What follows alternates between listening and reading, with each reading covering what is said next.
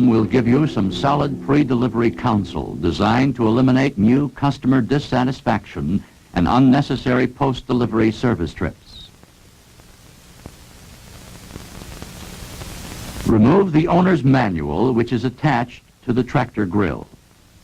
The value of this manual is wasted, much to the owner's disappointment, if inadequate pre-delivery service causes malfunction of his tractor. Pre-delivery service begins by removing the crate from the tractor. The tractor hood and seat backrest are packaged in a separate box, which should be removed from the crate and set aside until they're installed. Now, cut the bands holding the tractor to the pallet and, by hand, roll the tractor onto the floor. Using any good multipurpose grease, lubricate the 3 grease fittings: front right hand spindle, front left hand spindle, and rear right hand axle, and wipe off the excess grease. We suggest you check the tire pressure next. They are from 20 to 40 pounds in the crate to prevent bouncing during transit. Deflate the tires to the recommended tire pressures. For a standard tractor, 8 pounds in the rear and 10 pounds in the front. Doing this now will prevent the possibility of overlooking it later. 2 gearboxes are pre-filled with SAE 90 oil at the factory. Check levels to be sure oil has not leaked out or been overlooked. The center bevel gearbox has a capacity of 1 pint and is checked by removing the oil level plug on the back of the housing. The oil should be level with the fill plug.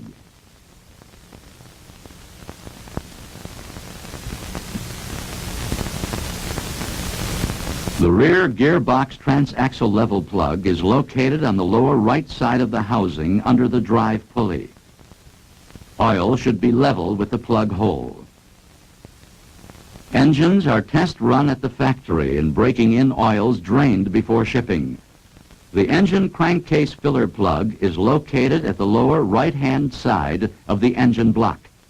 Add 2 quarts of Allis Chalmers small engine oil to the crankcase.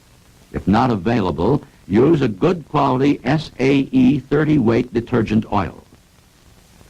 If the tractor is equipped with the optional hydraulic lift, fill the hydraulic reservoir to the top with Allis Chalmers hydraulic power fluid number 322 or any good 10W 30 weight oil. At this time, check the air cleaner element for oil content. The foam element surrounding the air screen should be thoroughly saturated with light oil. Now remove the battery for filling with electrolyte. The battery is located directly below the console instrument panel. Batteries are shipped dry from the factory and should always be filled away from the tractor due to possible spillage. At this time, the battery should be put on a slow charge. Next, install the rear implement lift group thusly. Remove the lock collars from the lift quadrant shaft.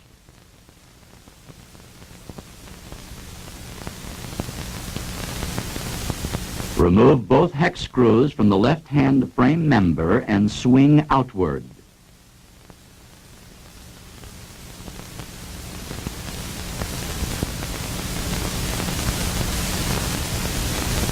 And insert the long end of the quadrant shaft into frame member and replace it to its original position. Replace the cap screws.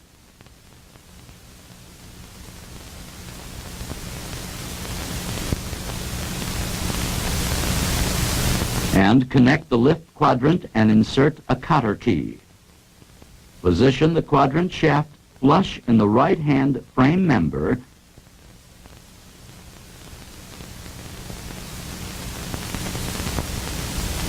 and lock the collars in place.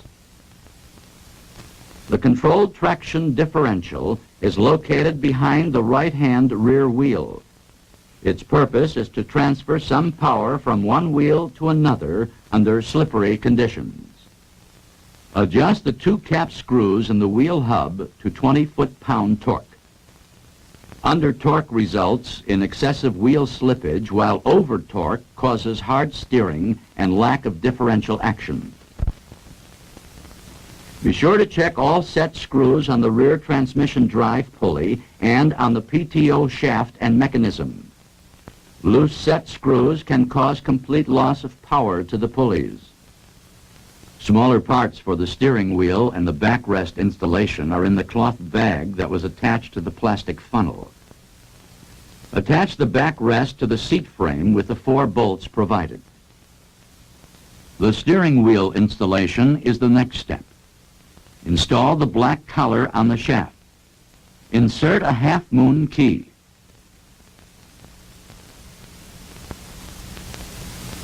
And place the steering wheel on shaft and line up the keyway. Gently drive the wheel onto the shaft with a hammer and block of wood. Do not force. Lock the steering wheel set screw and press on the metal trademark. The headlight kit includes all the necessary wiring, connections, and instructions for mounting. Remove the hex screws in the sides of the grille and install the headlight brackets. The slotted holes in the bracket are for light adjustments.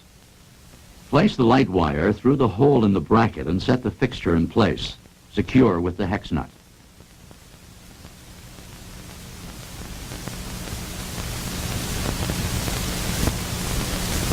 Knock out the plug in the control panel and install the switch.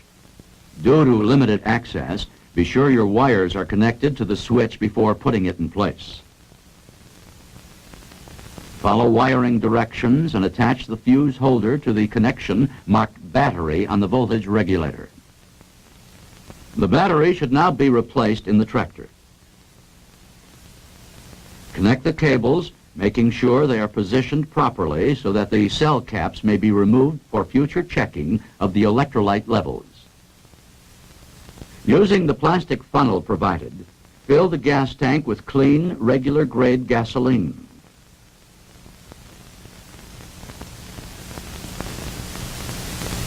Open the fuel valve on the lower side of the gas tank and place transmission in neutral. Pull out the choke and throttle. Turn on the key and push the starter.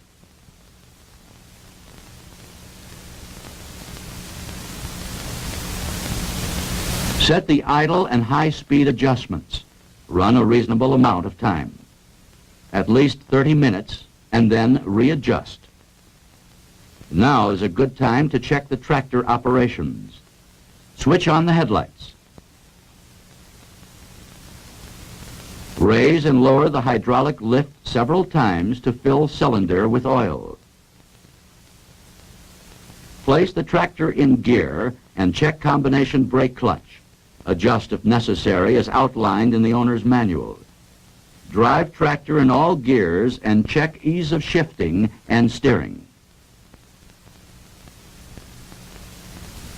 The points we are making in this film may seem basic, but it must be remembered that warranty reimbursement to the dealer is for defective items only.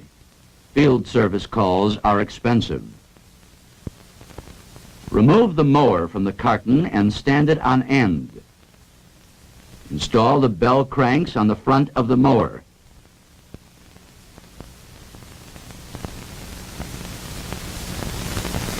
And adjust the turnbuckles to 1 1/2 inches. This is a preliminary adjustment. Final adjustments will have to be made after the mower is installed to assure that the front mower blade is 1/8 to 1/4 inch higher than the rear blades. Turn the steering wheel all the way to the left and slide the mower underneath the tractor.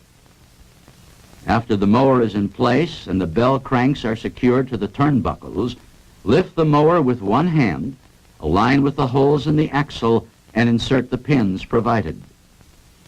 Be sure the drive belt is installed in direction indicated by arrow and attach lift arm and chain to the lift shaft. Engage the mower drive belt tension lever by pulling it all the way to the rear. To adjust the power takeoff after mower installation, engage the PTO control handle. Insert a 3/4 inch piece of wood between the retainer and collar. Loosen collar and the spring tension will adjust the PTO automatically. Tighten and remove wood block. Once the PTO has been set, start the engine and give the mower an operational check in all positions and make any minor readjustments that are required. The tractor and mower are now complete. Deliver it with pride by giving it that showroom look with a good cleaning and waxing. Fill in the pre-delivery record in the back of the operator's manual, and remember, proper and complete pre-delivery service will result in customer satisfaction and repeat sales. And you, Mr. Dealer, will profit by eliminating those costly field service calls.